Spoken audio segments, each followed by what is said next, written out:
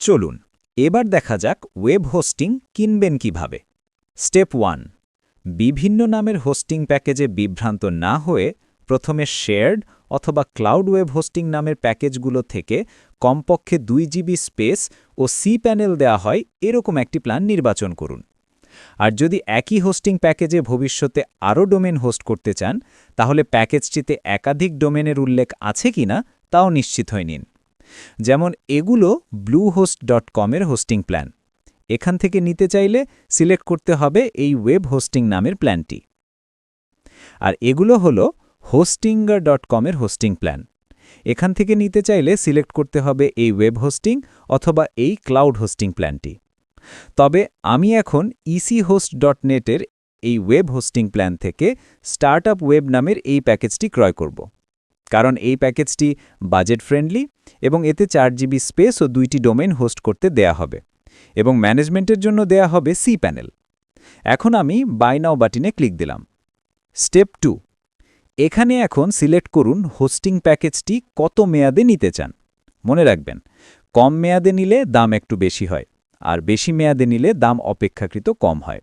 তবে বেশি মেয়াদে নেয়ার আগে নিশ্চিত হয়ে নেবেন কোম্পানিটির হোস্টিং ভালো কিনা। আমি সিলেক্ট করলাম 1 মাস।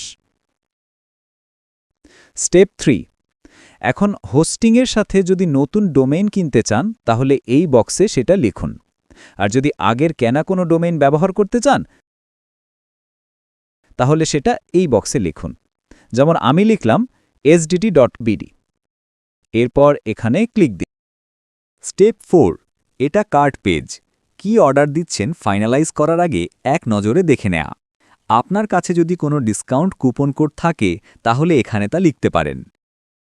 এরপর এই কন্টিনিউ বাটনে ক্লিক দিন।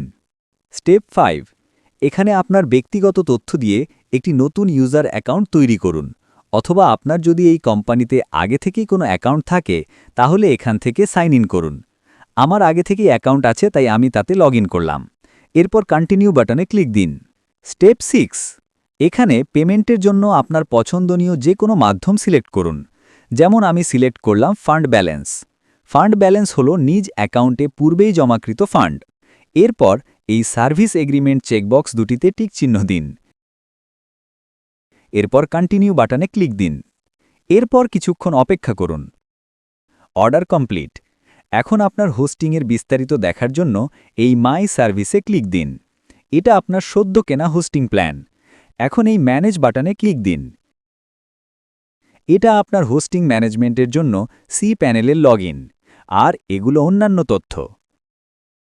আর এই হলো নেম সার্ভার্স, হোস্টিংয়ের সাথে ডোমেন কানেক্ট করার জন্য যা জানা অপরিহার্য। এখন পরবর্তী কাজ ডোমেনের অপশনস কন্ট্রোল প্যানেলে যেয়ে এই নেম সার্ভার্স দুটি সেট করে দেয়া। ব্যাস, তাহলেই ব্রাউজারে আপনার ডোমেন লিখলেই এই হোস্টিংয়ে রাখা আপনার ওয়েবসাইটটি দেখা যাবে। Good luck!